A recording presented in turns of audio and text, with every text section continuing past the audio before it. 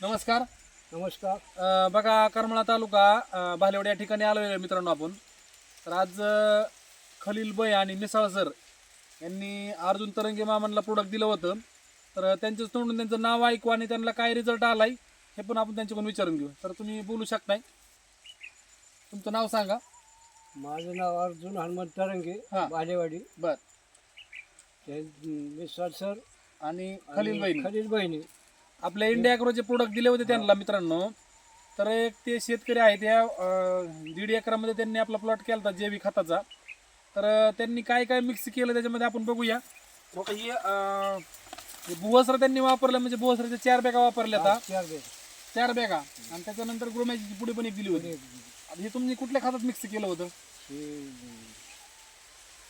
10-26 10-26 मध्ये. आणि 1846 1846 10-26 मध्ये आणि युरियामध्ये त्यांनी आपलं प्रोडक्ट मिक्स केलं होतं. तर त्याचाच काय रिझल्ट आलाय. आता जवळजवळ उसाला 8 महिने झाले. तर 8 महिने झाले तर त्याचा रिझल्ट काय आहे आणि पेरा कसा बनलाय तर ते आपण प्रत्यक्ष बघू शकताय. एक मिनिट या इकडं सर. बघा मित्रांनो, आता 8 महिन्याचा ऊस आहे. तर आपण आता ह्याचे कांडे मोजू. ऍक्च्युली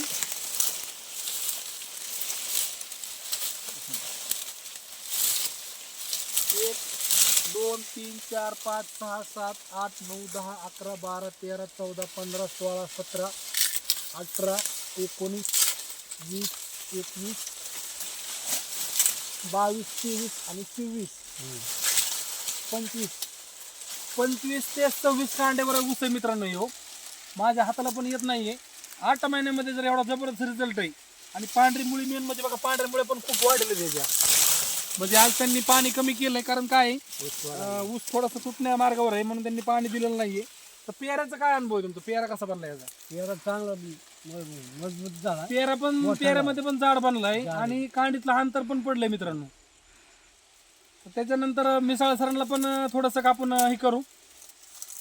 तर बघा ह्या दोघांनी यांना प्रोडक्ट दिलं होतं. तर आज मला वाटतं की तुम्ही समाधानी आहेत का? समाधानी आहे.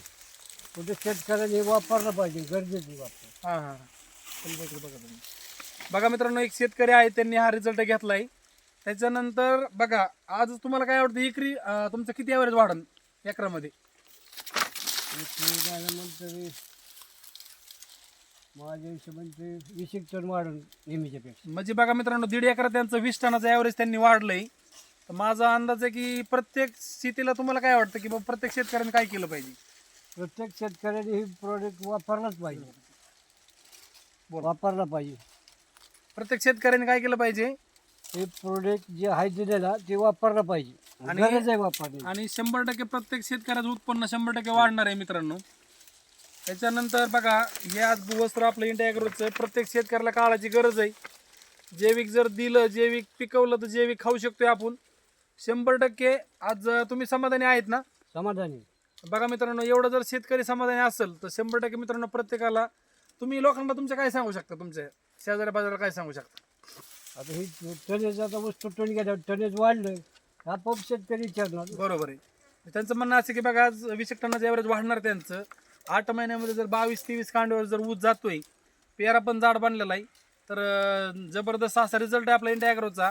जय हिंद, जय माय लाईफचे.